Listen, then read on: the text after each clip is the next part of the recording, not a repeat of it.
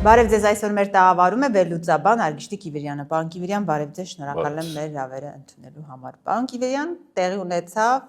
այն ձեր կանխատեսումը, որ իշխանությունը կհաղթի եւ հնարավոր չէ ընտրություններով Հայաստանում իշխանափոխություն իրականացնել։ Հիմա հասկանանք, ինչ տեղի ունեցավ, որովհետեւ իշխանությունը չկարողացավ ամեն դեպքում 50+1 ստանալ, բայց փոշիացված ձայներով ստանալու է պարզ մեծամասնություն։ Ընդդիմությունից երկու ուժ է այս պայդրությամբ անցել խորհրդարան, ուժեղ Հայաստանը եւ Հայաստան դաշինքը։ ԲՀԿ-ի հետ կապված դեռևս սահմանային շեմում է նա, բայց վերահաշվարկ է ընթանում։ Այս պատկերին չէ հուշում մեզ, վերջնական արդյունքում ինչու պարտվեց ընդդիմությունը Հայաստանի։ Դեք եկեք հերթականությամբ բացատրեմ, առաջին այդ տոկոսի հետ կապված։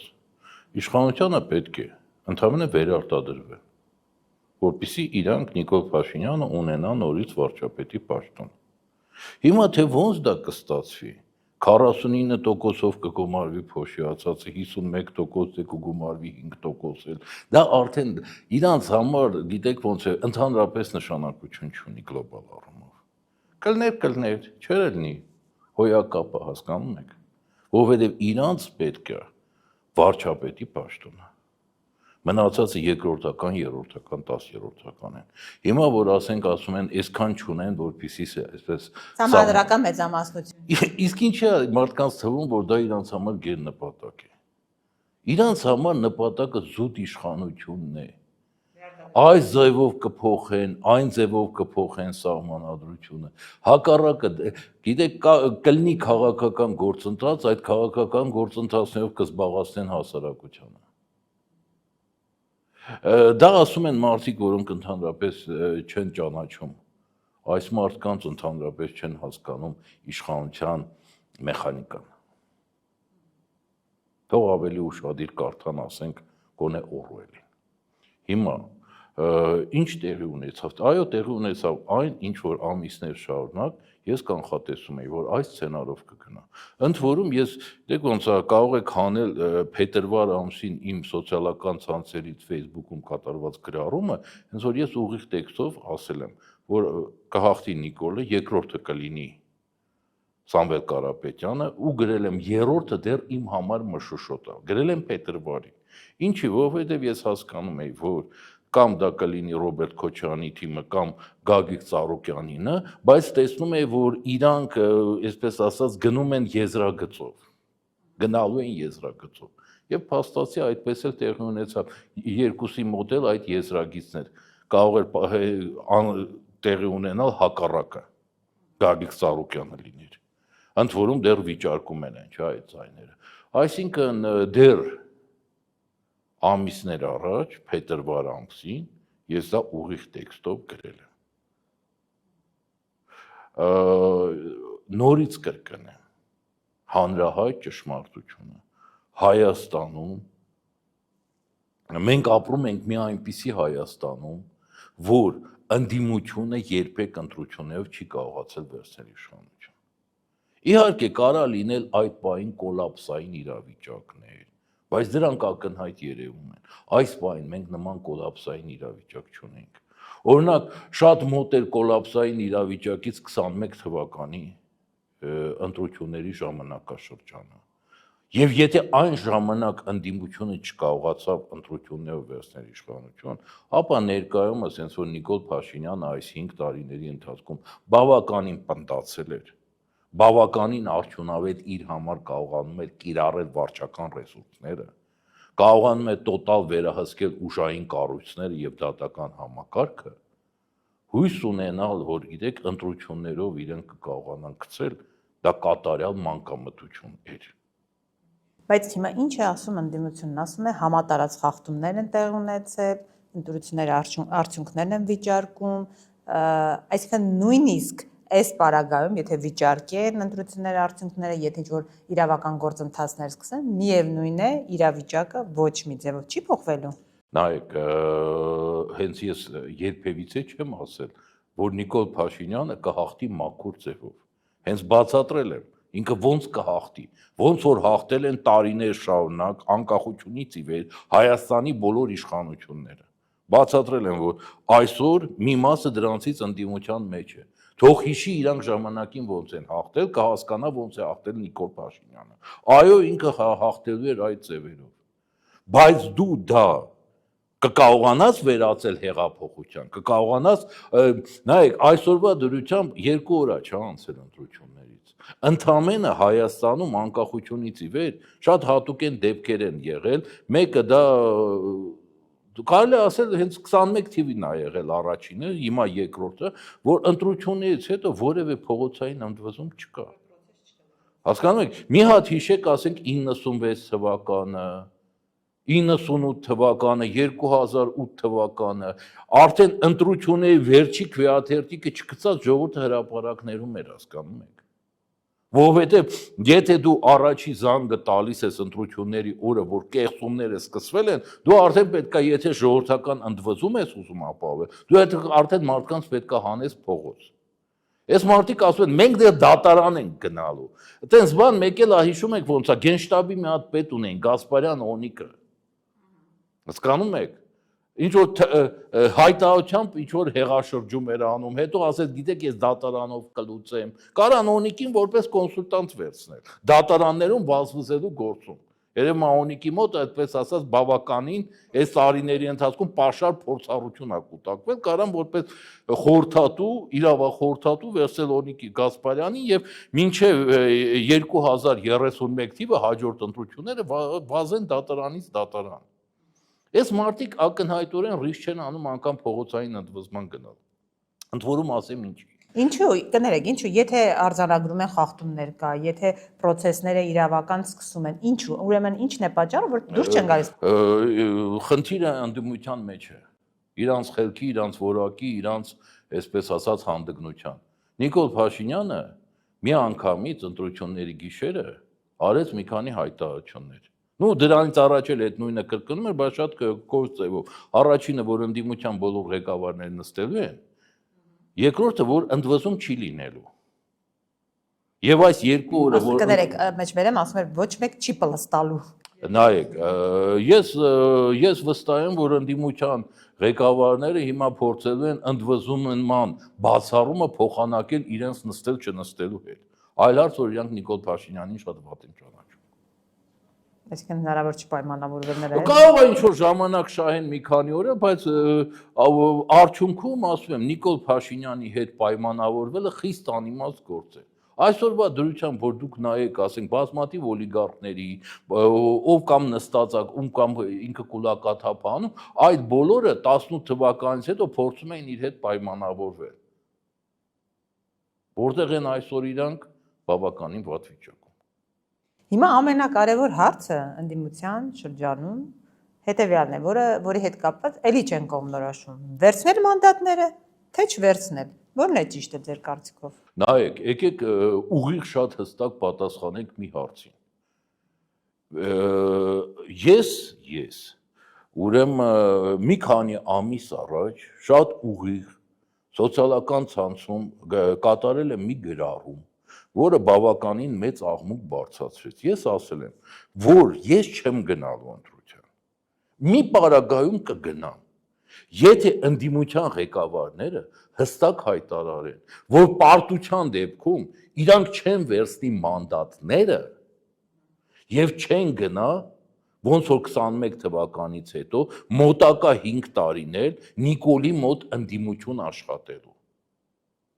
Այդ պարագայում, եթե իրանք հայտարարեն, ես էլ բոլոր ինձ լսողներին, ինձ աջակիցներին կհայտարարեմ, որ գնացեք ընտրության։ Այլ պարագայում ես իմաստ չեմ տեսնում։ Բայց դրան զուգահեռ որ process-ը պետք է չեն վերցնում, ինչ նայեք, եթե դու չես վերցնում մանդատները,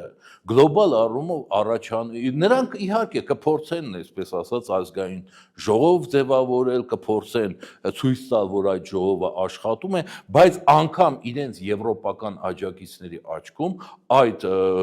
ազգային ժողովը կլինի ոչ լեգիտիմ։ Ու վստահ եղեք, որ այդ պարագայում անգամ իրենց եվրոպական խորհրդատուները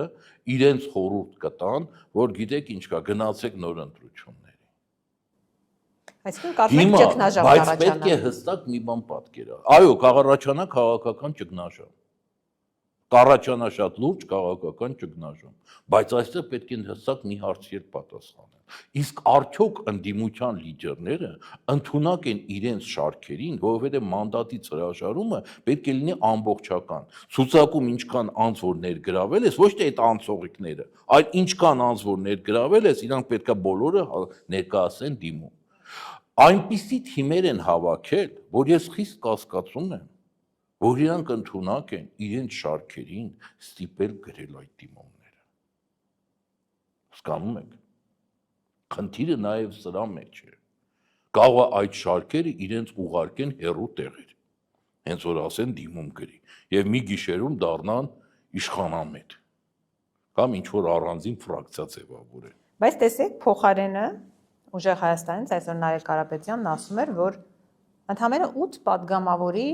մանդատ է իրենց պետք, որպեսզի իշխանության դիրքերը սասանեն եւ վարչապետ չընտրվի Փաշինյանը։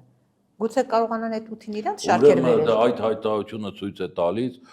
որ Նարեկ Կարապետյանենք վերջնական ընկել է Սերժ Սարգսյանի խելքին։ Սա այն նույն նարատիվն է, որը վերջի տարին Սերժ Սարգսյանը իր տարատեսակ, այսպես ասած, մանկլավիկների, այսպես ասած, կվադրոբերների միջոցով տարածում էր, որ պետք է գնալ իմպիչմենտի, բայց ինչ էր իմպիչմենտին խանգարում, ունենալ այդ падգամավորները, ճիշտ է։ Որը իրանք այդպես էլ չկարողացան ապահովել։ Մի տարի իրանք ասում են, որ Ռոբերտ Քոչարյանի թիմը չի ստորագրում, վերջում իրանք խելոք ստորագրեցին, պարզվեց, որ մնացածը չկա։ Այս նույն նարատիվը մի տարի Սերժ Սարգսյանը փորձում էր փաթաթել հայ հասարակության ականջներին, հասկանում եք։ Դեռ գիտեք ոնց է, եթեներով շատ բան կարող է լինել։ Եթե սա ունենա, սա կլինի։ Եթե կարողանաս Էվերեստը բարձրանալ, ալպինիստ կկոչվես։ Խնդիրը ինչու՞մն է։ Այդ տարբերակը շատ խնդիրը ինչու՞մն է։ Սա ընդհանրապես Նարեկ Կարապետյանը իր հայտարարությամբ ցույց տվեց, որ իրենց թիվ 1 խորհրդականը Սերժ Սարգսյանն է։ Հասկանում եք։ Իսկ ով ասեց, թե Նիկոլ Փաշինյանը ձեռները ծալած է նստելու եւ հակառակը իրանց թիմից մարդ չի տանելու։ Վերջի վերջո, գիտեք ոնց է, քաղաքական անասնագողությունը Նիկոլ Փաշինյանի մոտ շատ հոյակապ է ստացվում։ Ի վերջինը նաև դատախազ, դատավորներ ընտրելու համար մի քանի ձայն է պետք։ Նայեք, վերջի տարիները, Եթե ԲՀԿ-ն անցնի։ դա ցույց է տվել։ Վերջի տարիները հիշենք, թե ինչ պրոֆեսիոնալ ձևով Նիկոլ Փաշինյանը, երբ իրեն պետք է եղել, ինքը կարողացել է հոյակապ ձևով իրականացնել քաղաքական անասնագողություն։ Որովհետև ԱԱԾ-ն իր ձեռն է, դատախազությունը իր ձեռն է, դատարանները իր ձեռն են, իրավապահ մարմինները իր ձեռն են։ Ես նորից եմ ասում, ես չեմ բացառում, որ այս թիմը, որը իրենք հավաքել են, խայտաբղետ, ընդ որում նայեք, այս թիմը գլոբալ առումով վերցնենք, ասենք, Սամվել Կարապետյանի թիմը։ Սա հավաքված է ոչ թե քաղաքական սկզբունքի հիման վրա, այլ թայֆայական։ Ամբողջը, այսպես ասած, համակցված է իր անձին։ Եթե Նիկոլ Փաշինյանը, ասենք Սամվել Կարապետյանին նորից ուղարկի բանդ, այս թայֆան ուղարկի, այսպես ասած, փլվելու է։ Շունը տիրոջը չի ճանաչելու։ Որովհետև չի լինելու այն անձը, ում հետ իրանք ինչ-որ թայֆայական ձևով գաղափար չկա, քաղաքական համակցություն չկա, զուտ այդ անձով է պայմանավորված, անձը չկա, ով է իրանց համակարգելու։ Նարեկ Կարապետյանը, հասկանում եք ինչ տեղի ունենալու, եթե Նիկոլ Փաշինյանը իր խոսմանը համաձայն նրանց ուղարկեց բանդ։ Կոլապս է տեղի ունենալու։ Ընդ որում Նիկոլ Փաշինյանը սիրում է պրինցիպ ընկնել, քաղաքական պրինցիպ ընկնել։ Ես չեմ բացառում, եթե իր մտքին էլ չկար այս հայտարարությունից հետո հենց 8 հոգու իր մոտից տանելու, հենց 8 հոգու ինքը կտանի։ Ինչ որ ժամանակ անց։ Եթե իրեն պետք լինի։ Հա, եթե իրան պետք լինի, իհարկե։ Տեսեք, դուք ասում եք, որ մանդատներ վերցնել, եթե չեն վերցնում, ուրեմն փողոցային պայքարի պետք է լծվեն։ Բայց Չէ, ես ասում եմ հեղափոխության լուծում։ Լավ, հեղափոխության։ բայց նույն ձեր ասած այդ սխեմայով, եթե անվստահելի մարդիկ են ցուցակում կարող են ամեն պահի անցնել իշխանության կողմը, իրենք հեղափոխություն կարող են անել։ Գիտեք ոնց է, եթե շատ անկեղծ լինենք, իրենց հավաբուն չես կարող վստահել որպես որ պահեն։ Բայց ես չեմ հավաքել այդ թիմին։ Հարց ուղեք նրանց, ովքեր հավաքել են այդ թիմերին, ու նրանց հետ ինչ կարաս անել։ Եվ այդուհանդերձ հաշվի առնելով բոլոր իրողությունները, դուք ինչ եք կարծում, ընդդիմությունը արդյոք չի վերցնի մանդատները եւ չի գնա խորհրդարան եւ իշխանության հետ աշխատել։ Այս պայդրությամբ չեմ տեսնում, որ իրանք չեն ցանկանում վերցնել մանդատները։ Որովհետեւ նույն Նարեկ Կարապետյանի խոսքից, որովհետեւ ինչու եմ մեջ բերում նրան, որովհետեւ ամենամեծ ընդդիմադիր ուժը նա է եւ նրանց է կախված ամեն ինչ։ Ասում է, որ պետք է հասկանանք ԲՀԿ-ն խորհրդարան կազմի թե չէ, որ հասկանանք իրավիճակ կարող ենք շտկել օրինակ դատախազի ընտրության հարցում, դատավորների ընտրության հարցում, այդ իրավիճակին է սպասում։ Դե գիտեք ոնց է, ժամանակին այս մարդիկ արդեն իրանց իշխանություն էին պատկերացնում, ճիշտ է, որ իրանք են եւ վերջ Նիկոլենք էլ փոքր ինչով խմբակ են։ Այսօրվա դրությամբ Նիկոլը արդեն իրանց իջացրեց, որ իրանք փորձում են մտածում են դատավոր դատախազների ճակատագիրը որոշելու համար։ Վաղը կարող է, ասենք, իրանց մնա ընդհանրապես ազգային ժողովի պահակի տեղը որոշել, չորոշելը։ Սա հենց կոչվում է, գիտեք ոնց է, մարդ ընդհանրապես, գիտեք, աշխարհում իհարկե տրենդ է, որ քաղաքական գործիչները ընդհանրապես ամեն ինչ կարող են խոսալ առանց որևէ պատասխանատվության։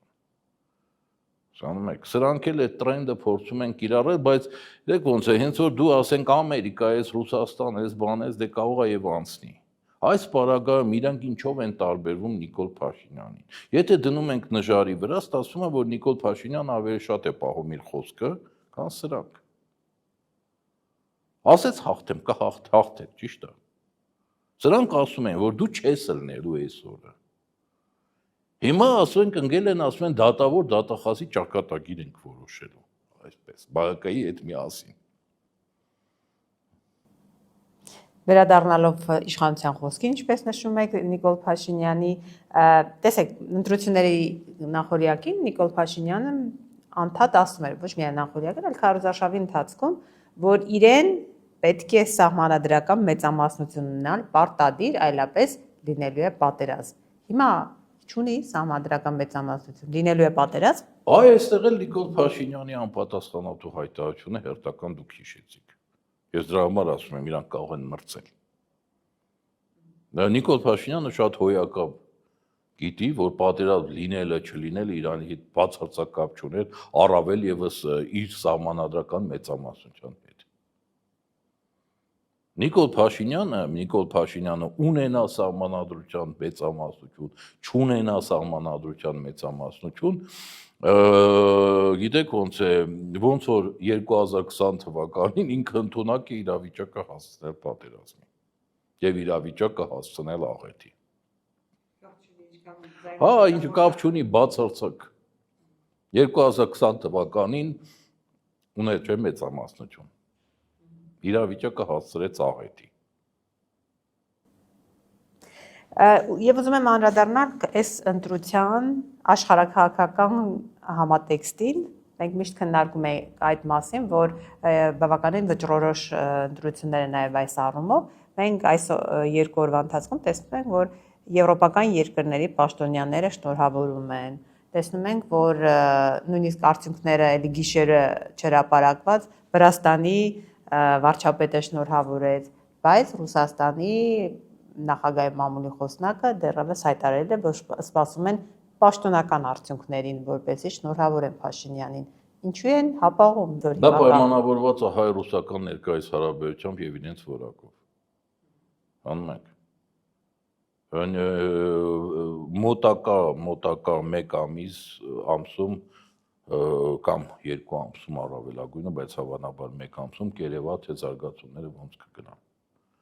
Նայեք, ռուսները բաց տեքստով բացատրում են։ Օրինակ Նիկոլ Փաշինյանը իրեն փորձում է դնել չհասկացողի տեղի, որ ինքը չի հասկանում իրան ինչ են ասում։ Ռուսները ասում են. մենք կանգնած ենք Եվրոպայի հետ պատերազմի շեմին։ ընդհուպ ատոմային զենքի կիրառում։ Սա 10 տարի առաջվա իրադարձությունը չի, 5 տարի առաջվա իրադարձությունը չի։ Այն ժամանակ այո մենք աչք ենք փակում, թե դուք երկուսի, ասենք կոպիտ ասած, երկուսի ծիծիկից էլ կարաք կաթ ուտել։ Դա այսպես ասած մենք աչք ենք փակում, մտածում ենք սոված հորթուկ է, թե թող օգտվի։ Այսօր ասում են մենք կանգնած ենք տոտալ պատերազմի առաջ։ Տնտեսական նկատունակ։ Չէ, տնտեսական չէ, իրական ռազմական պատերազմի առաջ։ Ռուսաստան, Եվրոպա։ Ընդհուպ ատոմային զենքի կիրառմամբ։ Ասում են Հայաստան, եթե դու այնտեղ ես, մեզնից չնեղանաս, որ մենք ամեն ինչ քո դեմ կիրառենք, ոնց որ իրանց վրա ենք լցնելու։ Բախի եմ ասում, ուզում ես Նիկոլ Փաշինյանը ունենա սահմանադրական մեծամասնություն, ուզում է չունենա,